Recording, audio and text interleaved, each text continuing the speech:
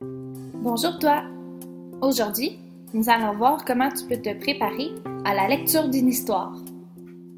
Afin de bien comprendre ce que tu lis, tu dois te préparer, n'est-ce pas?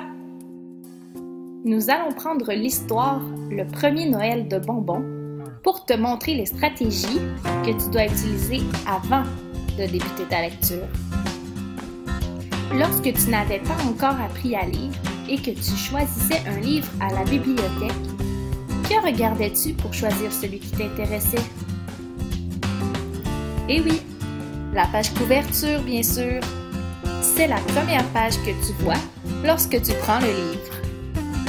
Avant de commencer à lire, tu dois y jeter un petit coup d'œil. Voici la page couverture du livre Le premier Noël de Bonbon. Sur cette page, on y retrouve le nom de la personne qui a écrit le livre que l'on appelle un auteur. On y retrouve aussi une image que l'on appelle une illustration. Que peux-tu y voir? Tu peux observer un petit chien qui déballe un cadeau. Et dans le haut de la page à droite, tu peux aussi voir qu'il y a une feuille de gui. Ça peut déjà te donner une bonne idée de ce dont parlera l'histoire. Mais maintenant que tu sais lire, tu peux regarder un autre élément qui est le titre. Lisons-le ensemble. Le premier Noël de Bonbon. Voici les stratégies que nous avons vues jusqu'à maintenant. Je regarde l'illustration de la page couverture et je lis le titre. Avec ces stratégies, tu peux maintenant savoir quel sera le sujet de l'histoire. Et oui, ce sera Noël. Mais pas n'importe quel Noël.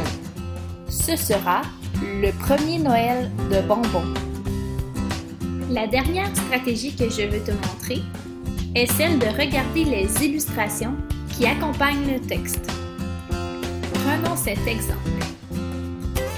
Souviens-toi de l'extrait que tu as écouté pour t'aider à comprendre cette illustration.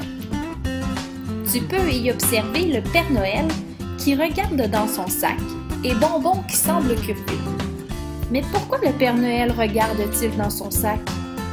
Eh bien oui, il recherche un cadeau parfait pour le petit chien. Lisons le texte qui se rattache à l'image ensemble.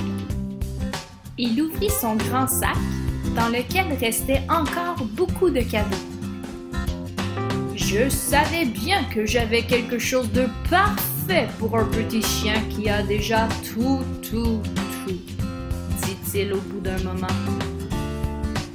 Comme tu as remarqué, lorsque tu regardes les illustrations, ça te donne des indices sur ce qui sera dit dans l'histoire. C'est pourquoi tu dois les observer avant de faire ta lecture. Pour terminer, je voudrais te rappeler les 3 stratégies qui te permettront de bien te préparer à lire. Pour commencer, tu dois regarder l'illustration de la page couverture.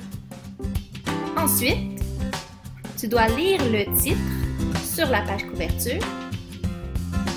Et pour finir, tu dois regarder les illustrations qui accompagnent le texte tout au long de l'histoire.